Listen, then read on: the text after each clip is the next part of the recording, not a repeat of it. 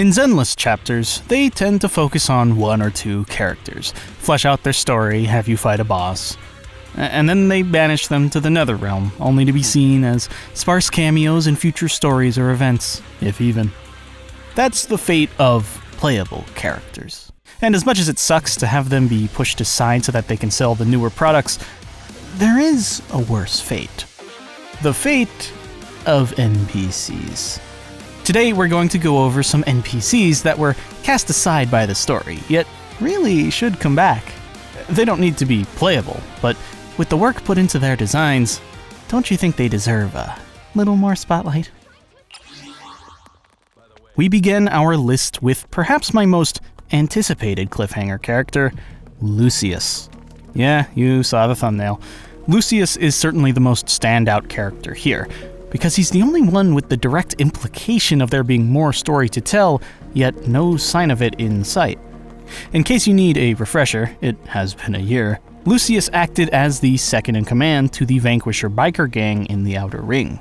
Spoilers ahead for Season 1, Chapter 4, Tour de Inferno. Throughout the chapter, it is slowly revealed— it's in his first comic. He's evil.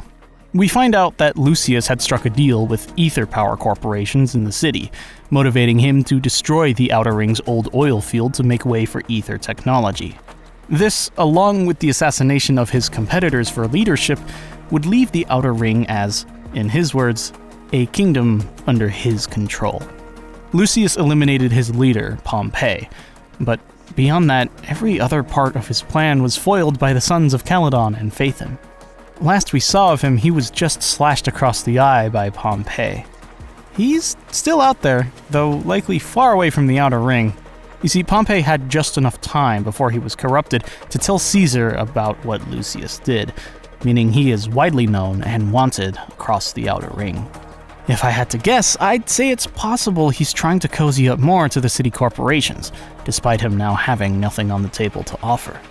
But hey, maybe it's a tops company that's situated in, Phylum Heights? Yeah, I don't see them revisiting Lucius' storyline in the current season. However, it still bugs me that 1.2 had so many intricately designed NPCs, only for them to be tossed out within the same patch.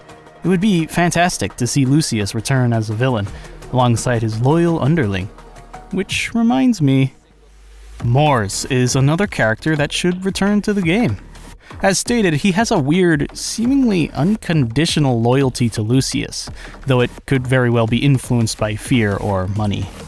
Mors has had a lot more time to shine compared to Lucius because he is a recurring boss used in Hollow Zero and other game modes, arguably the easiest of the doppelgangers. I believe Mors has the highest chance of becoming playable out of the characters we discussed today, due in part to his design, which is one of the more detailed and unique of the NPCs, and also due to the ambiguity in his story. Him and Lucius are almost certainly up to something right now.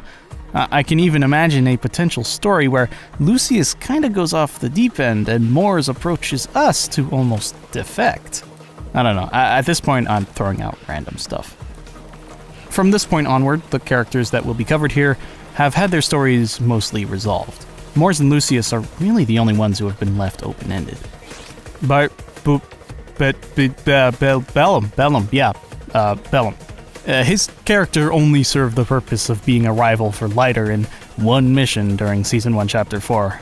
And yeah, his story was resolved for the most part, but it feels wasteful to leave him at that. Being a mercenary, Bellum could easily become a part of any storyline. Like Pulchra, he could be contracted by the Sons of Caledon, which could lead him to becoming playable, or just him being more relevant in story interactions. Plus, more Bellum content would undoubtedly mean more Lighter content, and that's a win for everyone. Now I know Rain has returned for cameos a couple times, but I really feel as though she should be more involved in the story. As a renowned hacker, it'd be awesome to see Phaethon call upon her aid when the going gets tough. There are some problems even Fairy can't solve. Rain first appeared in Season 1, Chapter 3, where we rescued her from rebels with Victoria housekeeping. She then made a short appearance in Aster Yao's special episode, where we find out she's actually an old acquaintance of Evelyn's. It's implied that they used to work together as a part of a spy agency before Rain quit to become a freelancer. Later, in Season 1 Epilogue B, she made another short appearance where we find out she's actually an old acquaintance of Vivian's. That's awfully convenient. I guess she got around back in the day. After that, however, it's been a while. She could very easily fit into any storyline to assist with technological matters, and I'm curious to see if there's any other crazy pulls from her past. Oh, hey, Rain. Oh, hey, Dylan. Wait, Dylan, you know Rain? Oh, yeah, we go way back. Now, hear me out on this one. Officer Mewmew. Sure, they've never been a part of the main story, but they've always had a presence in the world that felt welcoming. I admit, Mewmew's personality could be a little much at times. However, it's one of those things that you don't realize you miss until it's gone. Mewmew made appearances in the notable city areas throughout Season 1, starting with 6th Street, Brant Street, Lumina Square, and Ballet Twins Road, then reappearing when we ventured to Blazewood and Port Elpis. The port was the last time we encountered them, with there even being a full side quest where we helped the person under the Mewmew mask come to terms with the fact that it was their last assignment as a part of the public security outreach program. Oh, that's why we haven't seen them again. Oh, okay. Yeah, I had to refresh myself. Still, I wager we'll be crossing paths again soon now that the developers have said we'll be meeting new PubSec allies later in Season 2. This is a deep pull.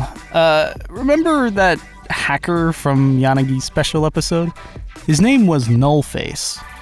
Now this guy was arrested. There's no need to ever bring him back.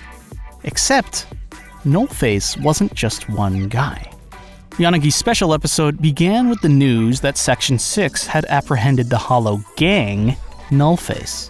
During an unreplayable part of the story, it would be awesome, Hoyo, Yanagi and Miyabi chat about how there's still, quote, fragments of the Nullface group at large. Fragments, plural, leads me to believe that the single Nullface hacker that acted as the villain during that story was not the last member. Okay, why care about some random criminal group? Well, I'll tell you I'm interested because they supposedly became one of the top-ranked proxies on Internet after Phaethon lost access to their account. These guys clearly made a big name for themselves, and I think they'd make interesting antagonists in a future story. Hey, maybe even a hacker story against Rain, huh? This one, from what I've seen, is a bit of a fan favorite. Remember Venus? Just like Officer Mewmew, she was a recurring side quest character that felt very welcoming in the urban world. For each new hollow location we got, we would get a set of commissions from Venus. And also like Mewmew, they took a major turn when we got to Port Elpis, where she inadvertently got into some bad business with a gang before her newbie proxy came to her rescue. She did reappear shortly as a part of the Gravity Cinema event, surprisingly with a new outfit. It makes me so sad to see her get the love she deserves, only to get forgotten again. Man, I'm noticing a trend. They just need to bring back side quests. The type that expand the world and make it feel more lived in. Hope to see you again soon, Venus. If there's one character in the game that I want to see upgraded to main story relevant status, it's Ray Yerson of the White Star Institute. First of all, her design is awesome. Gotta love the robot arm. Points for that. We've gotten sporadic Hollow Zero story quests ever since the launch of the game, with there even being a build-up to the ethereal known as Geppetto. Then we had a quest that teased a miasma and crystal-centric ethereal known as Hoba. That was in 2.0. We're heading into 2.4. If it weren't for this gap, I likely wouldn't have put Ray in this video, but it's been a little while, and I'd really like to see this storyline continue. I still believe in my earlier statement, though. I'd love to see Ray and the White Star Institute get explored thoroughly in the main story. Rounding off the list are two of the oldest, yet still most elusive characters the game has conjured. They don't have names. It's the two disembodied voices in the old lore teaser, the ones seemingly responsible for Fairy and the other AIs. There's nothing else I can really say about them. They have, as far as I know, one dialogue event in the game itself, and it's essentially to comment on the fact that Fairy was activated. What a surprise! One of the keys has already been activated. Oh, really? Which one? Ghost? Genie? Yokai? No, fairy. Things are about to get interesting. I think the most interesting part is it says it takes place outside of New Eridu. They don't seem to be related to the Exaltists, and it's hard to tell if their intentions could be considered bad.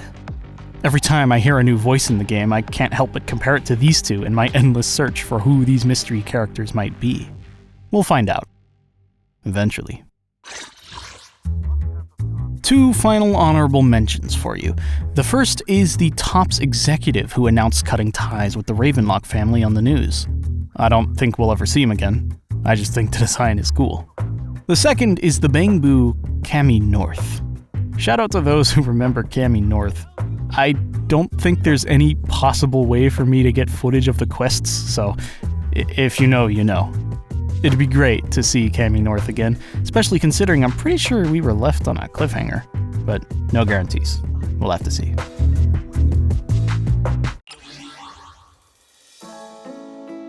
As it so happens, I'm one person. That means I miss stuff, quite often. If you happen to be a viewer from my previous video, the one about Thyrans, then you know exactly what I mean. All that is to say, if there's NPCs I didn't mention that you feel like should come back in one form or another, drop them in the comments. I plan to launch a Discord server soon to almost crowdsource my information so that my videos become more accurate. Wisdom of the masses. Keep an eye out. My name has been Glastic. Thank you for watching. Heed the Hollow's call.